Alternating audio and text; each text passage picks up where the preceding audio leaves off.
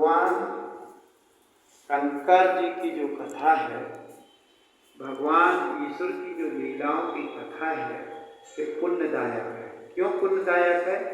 क्योंकि जब हम ईश्वर के इतिहासों का श्रवण करते हैं तो इससे ईश्वर के प्रति हमारी निष्ठा बढ़ती है। देखो, ये भी क्लियर है, आप जैसा इतिहास पढ़ोगे वैसी प्रीति होगी। यहाँ जितना भी इतिहास है, जो घटनाएं हैं, ये सब भगवान की भक्ति को ही लेकर प्रेरित है। चाहे वो देवता हो, चाहे वो असुर हो। समय समय आपने देखा हो, इस सभी भगवान की शरण में जाते हैं, भगवान से प्रार्थना करते रहे, अपने उद्धार के लिए याचना करते रहे।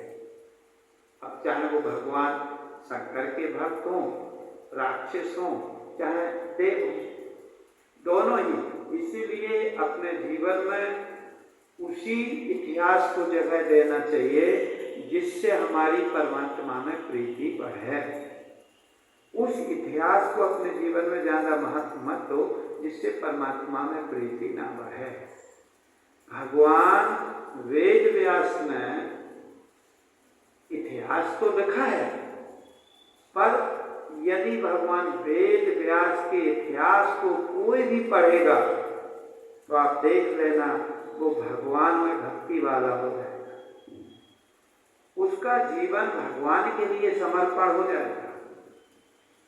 क्योंकि समय समय पर भगवान की ही शरण में सब जाते हैं। जीव मात्र का यदि कोई आश्रय है तो भगवान है।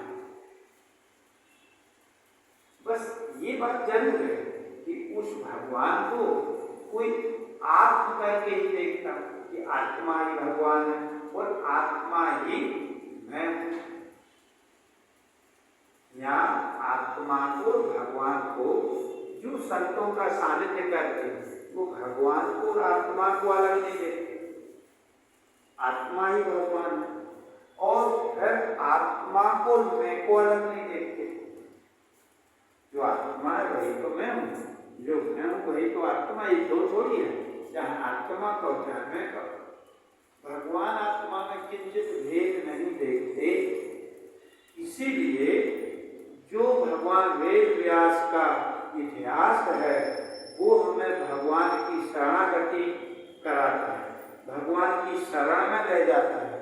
वो हमारे देह अभिमान को निर्वृत्त करके और जीव का जो वास्तविक स्वरूप है आत्मा ब्रह्म, फिर वो जीव अपने को देह रूप नहीं देखता किंतु चेतन रूप देखता। तो कितना अंतर आ गया भगवान के प्रति समर्पण भाव। समर्पण का मतलब ये नहीं कि जैसे यहाँ उन्होंने कहा कि वो भगवान शंकर की शरण में चला गया, भगवान शंकर ने उसे अभय दे, ठीक है ना। अब यहाँ जीव किसे कहा है? जो बुद्धि में चिदाभास है, तो ये चिदाभास को जीव कहा। तो ये जो चिदाभास है इसने क्या किया कि अपने को देह इंद्रियां सहित अनुभव करने लगा। तो सतगुरु ने क्या किया?